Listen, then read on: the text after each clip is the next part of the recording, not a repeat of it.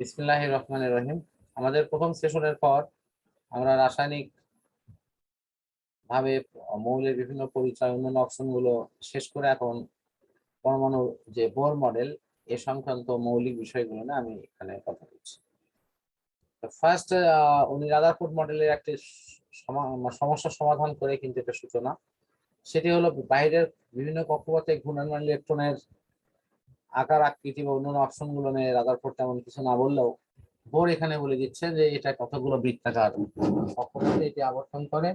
যদিও বোরের এই কথাটিও পরবর্তীতে ভিন্ন রকম কিছু আমাদের কাছে আসে, সেটি হলো যে গোলাকারের সাথে সাথে পরমাণুর কিছু কিছু কক্ষপথ উপবৃত্তাকারও কিন্তু আছে।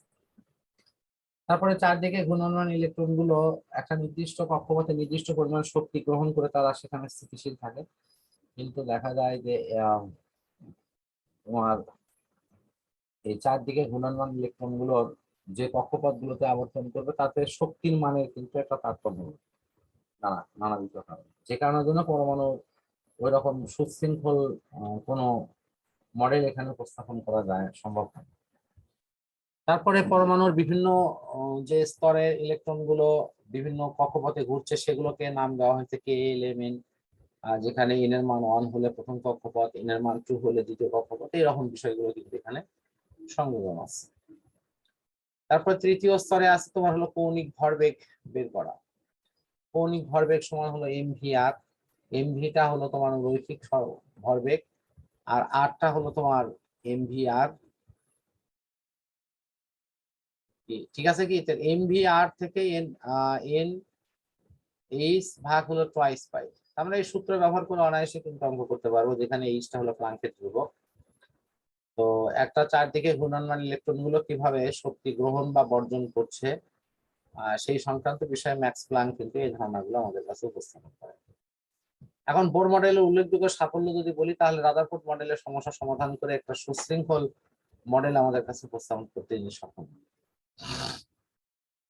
এবং বোর মডেলে চারদিকে ঘূর্ণায়মান ইলেকট্রন গুলো কিভাবে শক্তি গ্রহণ করবে বিকিরণ করবে এই নীতিমালাগুলো কিন্তু সেখানে বলা আছে। আর এত কিছু সাফল্য থাকার পরেও বোর মডেলের কিছু সীমাবদ্ধতার কথা আমরা এখানে আলোচনা করব। সেটির মধ্যে হলো এখানে এক ইলেকট্রন বিশিষ্ট পরমাণুর বর্ণালী ব্যাখ্যা করা হয়েছে। বোরের পারমাণবিক মডেল অনুসারে এক শক্তি স্তর থেকে অন্য শক্তি স্তরে ইলেকট্রন দেখা দিলে সেখানে পারমাণবিক বর্ণালীতে একটি মাত্র রেখা সৃষ্টি হবে, কিন্তু শক্তিশালী মাইক্রোস্কোপ দ্বারা দেখা গেছে যে এরকম ক্ষেত্রে অসংখ্য রেখার সমষ্টি হয়। তো সেগুলো নিয়ে কিন্তু এই মডেলে তেমন কোনো ধারণা দেওয়া হয়। এভাবে আমরা পুরো সার্বিক বিষয়গুলো নিয়ে মনে হয় আলোচনা করতে পারি, এটাই এখানে দেওয়া আছে। এখন মোস্ট ইম্পর্টেন্ট একটি অংশের ভিতরে আমরা প্রবেশ করছি, সেটা হলো পরমাণুর শক্তি স্তরের ইলেকট্রন বিন্যাস।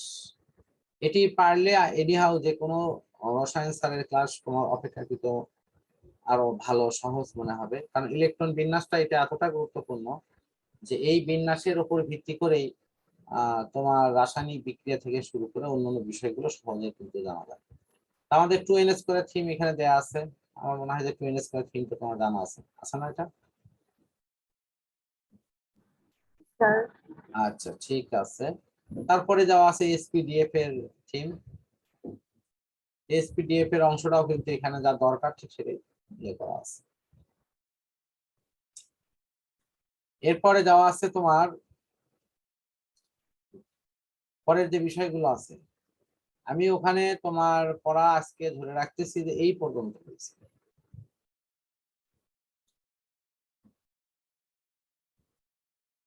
ইলেকট্রন বিন্যাসের ক্ষেত্রে আমরা ধরে নেব যে পরমাণুর উপর শক্তি স্তরের ধারণার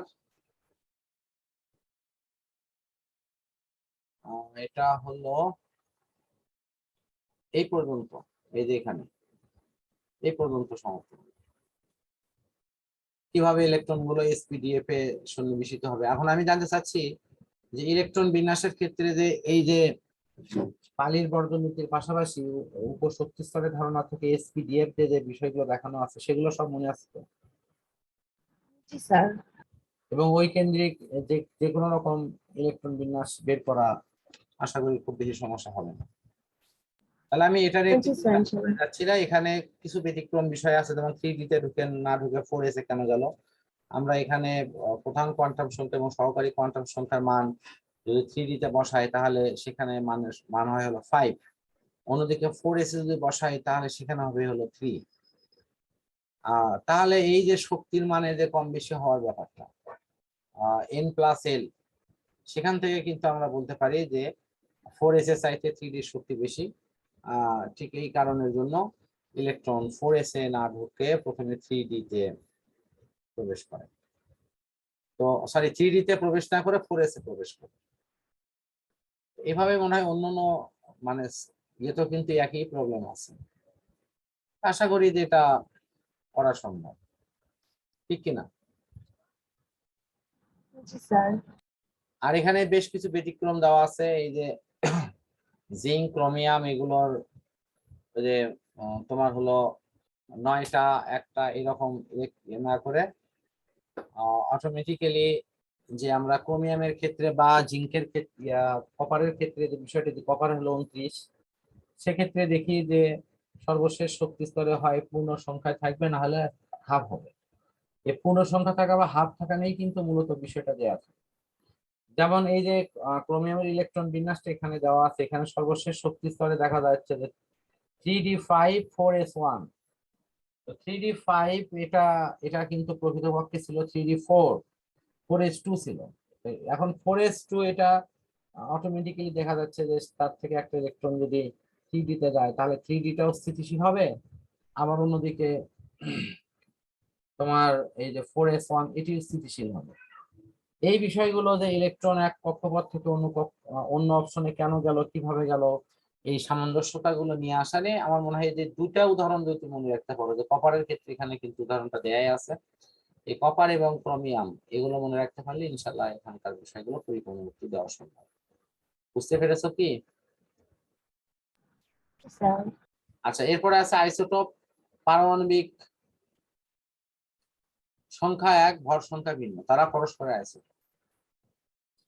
পারমাণবিক সংখ্যা এক, ভর সংখ্যা ভিন্ন, এই জিনিসটা কি আছে? পারমাণবিক সংখ্যা মানে কোন মৌলের প্রোটন সংখ্যা, আর প্রোটন আর নিউট্রনের যোগফল থেকে আসে হলো ভর সংখ্যা। ভর সংখ্যাকে আমরা অনেক সময় আপেক্ষিক পারমাণবিক ভরও বলে থাকি। এটার উপরে এখানে বেশ কিছু আলোচনা আছে।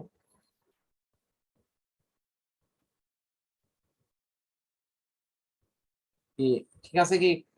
কোনো এগুলো তো আশা করি খুব বেশি ওইভাবে ব্যাখ্যা করে বোঝাইয়া দিতে হবে কি? অঙ্ক দেখো তো, এই যে আইসোটোপের যে অঙ্ক আছে, আইসোটোপ ছাড়া অঙ্ক আছে হলো এখানে, যেমন অ্যালুমিনিয়ামের একটি অঙ্ক করানো হয়েছে, সেখানে দেখানো আছে যে অ্যালুমিনিয়ামের প্রকৃত ভর দেওয়া আছে, আপেক্ষিক পারমাণবিক ভর নির্ণয় করো। প্রকৃত ভর দেওয়া থাকলে অটোমেটিক্যালি কার্বন 12 আইসোটোপের 1/12 অংশ অর্থাৎ 1.66 × 10⁻24 গ্রাম এটা দ্বারা ভাগ হবে। ভাগ হলে কি আমরা অনায়াসে কাজগুলো করতে পারবো না? স্যার। আর এই যে তোমার আইসোটোপের ক্ষেত্রে দুটা রুলস আছে, একটি হলো আপেক্ষিক পারমাণবিক ভর দেয়া থাকবে কিন্তু শতকরা অপশনে এটি মান বের করা। আরেকটি আছে হলো তোমার সরাসরি ঐকিক নিয়মে পুরো অঙ্কটি করে ফেলা। আমাদের ক্ষেত্রে সাধারণত দেখা যায় যে আপেক্ষিক পারমাণবিক ভরের ক্ষেত্রে আমরা এই যে সূত্রটি এখানে দেয়া আছে এটি ব্যবহার করে অঙ্ক করাটাই অনেক বেশি যুক্তিযুক্ত হবে। যেখানে আমি যদি এই ক্লোরিনের উদাহরণটা আলোচনা করি তাহলে ক্লোরিনে দেখা যাবে যে তোমার হলো 35 ভরে আছে 75%, আর 25 ভরে আছে হলো সরি 37 ভরে আছে 25%। তাহলে ভরগুলোকে তাদের নিজ নিজ পার্সেন্টেজ দ্বারা যদি আমি গুণ করে নিই তাহলে কিন্তু অনায়াসেই এই বিষয়টি সহজেই করা সম্ভব। যেটা এখানে লেখা আছে P plus P into M plus হলো কিউ ইন্টু এম, এর অর্থ হচ্ছে যে শতকরা পরিমাণকে তাদের নিজ নিজ ভর দ্বারা গুণ করে নিয়ে এখানে যোগ করলে কিন্তু এই বিষয়টি মোটামুটি সলিউশন হয়ে যাবে। তো আশা করি যে এর বিপরীত অঙ্ক তোমার পরবর্তীতে দেয়া আছে, যেখানে পারমাণবিক ওই যে ভর বিষয়টি উল্লেখ করা আছে, বাট তাদের যে শতকরা পরিমাণ সেটি কিন্তু উল্লেখ করা নেই। আর যেমন এটা এই উদাহরণটা মনে হয় কপারের ক্ষেত্রে আছে, এখানে দেখো। তো আশা করি এই জাতীয় অঙ্কতে কোনো সমস্যা হবে না, হবে কি? না স্যার ইনশাআল্লাহ। আচ্ছা, ইনশাল্লাহ। তারপরে এখন আপেক্ষিক পারমাণবিক ভর থেকে আপেক্ষিক আণবিক ভর বের করা, এগুলো খুবই সহজ। যেমন এই যে পানির ক্ষেত্রে বের করা হয়েছে। তো পানির ক্ষেত্রে আমরা কি পাইলাম, হাইড্রোজেনের ভর 1, অক্সিজেনের ভর 16, অক্সিজেনের পরিমাণ, হাইড্রোজেনের পরিমাণ, এগুলো যোগ করে প্রয়োজনীয় অপশন দেখালে কিন্তু এটা ক্লিয়ার। এখানে এই দৃষ্টিকোণ থেকে সালফিউরিক অ্যাসিডের ভর বের করা হচ্ছে 98, এটা বুঝতে পারবে না।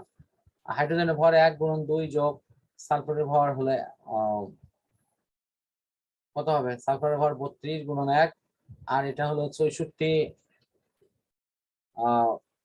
এই যে অক্সিজেনের ভর হলো তোমার 16, 4 16 হলো 64, 64 যোগ হলো 32 যোগ হলো 2। এই মিলে এখানে তোমার মনে করো, আশা করি যে তোমার এইরকম মান বের করা খুব সহজ হবে। ঠিক আছে কি? আজকে আমরা লাস্ট চলে আসছি তেজস্ক্রিয় আইসোটোপ এবং তার ব্যবহার। তেজস্ক্রিয় বিভিন্ন ধরনের মৌলগুলো আছে যাদের আইসোটোপ কিন্তু আমাদের জন্য খুবই প্রয়োজন।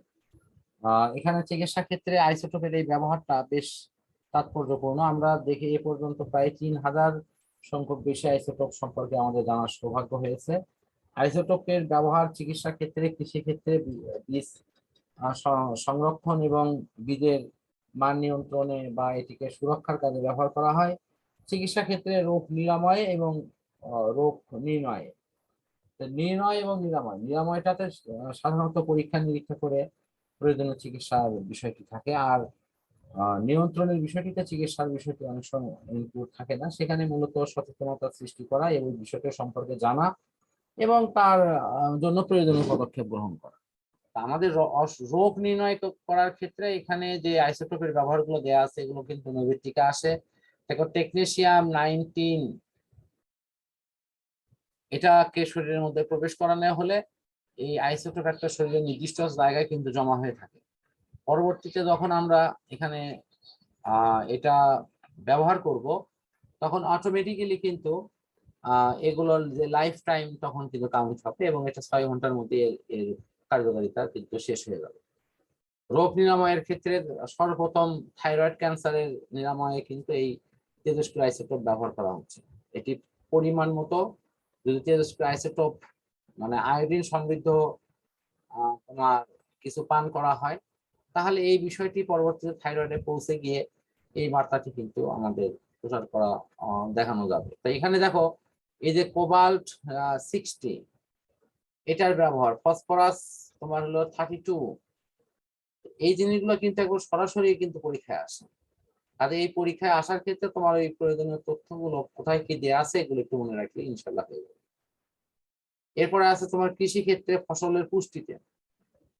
তো আমাদের কৃষি জমির পরিমাণ যেহেতু দিন দিন কমছে এবং সেখানে জৈব সারের পরিমাণও কমে যাচ্ছে, এই কারণের জন্য আমাদের অটোমেটিক্যালি কৃত্রিম ভাবে কীটনাশক এবং সার এগুলো কিন্তু ব্যবহার করতে হচ্ছে। যে সেটি পুষ্টিতে কিভাবে সারের ভূমিকাগুলো আছে, বিশেষ করে ইউরিয়া সার, এটি কিভাবে তার ওই বংশবীজ অন্যান্য অপশনে এটি ক্রিয়াশীল হয়, এই বিষয়গুলো আমাদের নজরে রাখবে। তারপরে ক্ষতিকর পোকামাকড় নিয়ন্ত্রণ। আমাদের ফসল করতে গেলে আশেপাশ থেকে নানান রকম ক্ষতিকর পোকামাকড় কি আসবে সেগুলোকে সুরক্ষা দিয়ে কিন্তু আমাদের কৃষিক্ষেত্রে এই বিষয়গুলোকে এগিয়ে নিয়ে যেতে হবে। তারপরে দেখো এখানে আছে মান উন্নয়নের জন্য পোকামাকড় কাম্য নিয়ন্ত্রণের জন্য। ফসলের ক্ষেত্রে যে পোকামাকড় গুলো আছে এগুলো অতটা অনিরাপদ নয়, কাজে এগুলো সরাসরি ব্যবহার করা যাবে বা এটিকে নিয়ন্ত্রণ করা সম্ভব। ফসলের মান উন্নয়ন, আমরা শুরুতে এসে যে ধরনের ফসল উৎপন্ন করছি এখনো তাই করব, এটি করলে কিন্তু আমাদের ওইভাবে পরিবর্তনটি আসবে না। আমাদের মান চেঞ্জ করে বা কার্যক্রম চেঞ্জ করে কিন্তু আমাদের মাঝে মাঝে দেখা উচিত। সর্বশেষ যা আছে বিদ্যুৎ উৎপাদনের জন্য। তো সাধারণত বিদ্যুৎ উৎপাদনের জন্য যে কাজটি করা হয় তা হলো এই যে সেন্ট্রিফিউজ, অর্থাৎ তাদের যে প্রয়োজনীয় জ্বালানি সেটি এখানে দিতে হয়। জ্বালানি দেওয়া হলে ওই পারমাণবিক বিক্রিয়াতে যে বিপুল পরিমাণে তাপ শক্তি উৎপন্ন হয় সেটিকে ব্যবহার করে পানি ফুটানো হয়। পানি ফুটালে সেই পানি তারা ইঞ্জিন চালানো হলেই কিন্তু সেটি অনায়াসেই তাদের কার্যক্রমটি করতে পারে। আমার মনে হয় যে আমরা মোটামুটি শেষ পর্যায়ে চলে আসছি। আজকের আলোচনাটি মোটামুটি এখানে শেষ করছি।